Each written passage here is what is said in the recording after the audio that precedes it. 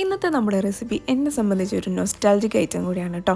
ഭയങ്കര സിമ്പിളാണ് ഉണ്ടാക്കാനും. വളരെ കുറച്ച് ഇൻഗ്രീഡിയൻസ് മാത്രമേ ഇതിന് ആവശ്യമുള്ളൂ. കുട്ടികൾക്കൊക്കെ കൊടുക്കാനായിട്ട് നല്ല ഹെൽത്തി ആയിട്ടുള്ളൊരു ഓപ്ഷനും കൂടിയാണിത്. ഇതിനെ കാണുമ്പോൾ നമുക്കൊരു ഹുമ്മൂസിൻ്റെ ഒക്കെ ഒരു ലുക്കൊക്കെ തോന്നില്ലേ? പക്ഷേ തെറ്റിദ്ധരിക്കേണ്ട, ഹുമ്മൂസായിട്ട് യാതൊരു ബന്ധവും ഇല്ല. ഇത് വേറെ തന്നെ ഒരു ഐറ്റമാണ്. പേര് കിച്ചടി. കിച്ചടി എന്ന് പറയുമ്പോൾ നമ്മുടെ സദ്യയിലൊക്കെ ഉണ്ടാകുന്ന കിച്ചടി അല്ല കേട്ടോ. ഇത് സ്വീറ്റാണ്. തേങ്ങാപ്പാലിലാണ് ഇതിൻ്റെ പ്രിപ്പറേഷൻ. അപ്പോൾ എങ്ങനെയാണ് ഉണ്ടാക്കുന്നതെന്ന് നോക്കിയാലോ. അപ്പോൾ ഇതിനായിട്ട് നമുക്ക് ഫസ്റ്റ് തന്നെ വേണ്ടത് നമ്മുടെ കിച്ചടി പരിപ്പ് തന്നെയാണ്. കുഞ്ഞു പരിപ്പില്ലേ, യെല്ലോ കളറിലുള്ള, അതിന് മറ്റെന്തെങ്കിലും പേര് പറയുമെന്ന് അറിഞ്ഞുകൂടാ. ഇവിടെ കിച്ചടി പരിപ്പ് എന്നാണ് പറയുന്നത്. അപ്പോൾ അതാണ് നമുക്ക് വേണ്ടത്. അത് 1 കപ്പോളം എടുത്തിട്ടുണ്ട്.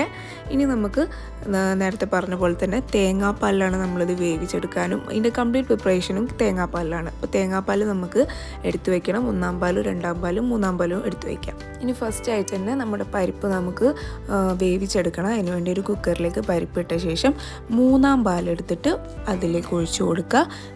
1 കപ്പ് പരിപ്പിൻ്റെ അളവിന് ഏകദേശം ഒരു അരമുറി തേങ്ങയുടെ പാല് മതി കേട്ടോ. ഇതിൻ്റെ കൂടെ തന്നെ 2-ാം പാലിൽ നിന്ന് ഒരു 2 or 3 ടേബിൾ സ്പൂൺ കൂടി ഞാനിതിലേക്ക് ആഡ് ചെയ്യുന്നുണ്ട് കേട്ടോ.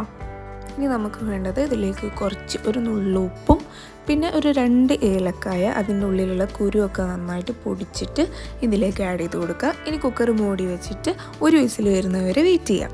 പണ്ട് സ്കൂളിൽ പഠിക്കുന്ന സമയത്തൊക്കെ ആഴ്ചയിൽ ഒരു ദിവസം ബ്രേക്ക്ഫാസ്റ്റ് ഇതാണ് ഉണ്ടാവല്. അന്നൊന്നും ഇത് ഇഷ്ടമല്ലായിരുന്നു. പക്ഷേ ഇപ്പോഴാണെങ്കിൽ ഇത് കഴിക്കാനൊക്കെ ഭയങ്കര പൂതിയാണ്.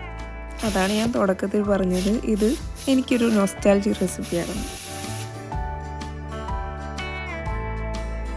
ഇപ്പോൾ 1 വിസിൽ വന്ന് ഞാൻ കുറച്ച് നേരം ഒരു 5 മിനിറ്റ് വെയിറ്റ് ചെയ്ത ശേഷം ബാക്കി എയർ കംപ്ലീറ്റ് പോക്കിയതാണ് കേട്ടോ. ഇനി കുക്കർ തുറന്ന് നോക്കാം. ഇപ്പം കണ്ടില്ലേ, കംപ്ലീറ്റ് തേങ്ങാപ്പാലും ആ പരിപ്പുമായിട്ട് കൂടി ചേർന്ന് നന്നായിട്ട് വറ്റി വന്നിട്ടുണ്ട്. ഇനി ഇതിലേക്ക് ആ ബാക്കിയുള്ള 2-ാം പാല് മുഴുവനായിട്ട് അങ്ങോട്ട് ചേർത്ത് കൊടുത്തിട്ട് നന്നായിട്ട് ഇളക്കി യോജിപ്പിക്കുക. ഈ സമയത്ത് ഫ്ലെയിം സിമ്മിൽ വെച്ചിട്ട് വേണം കേട്ടോ ചെയ്യാൻ. പാൽ ഒഴിച്ച ശേഷം ഫ്ലെയിം ഓൺ ആക്കിയാൽ മതി.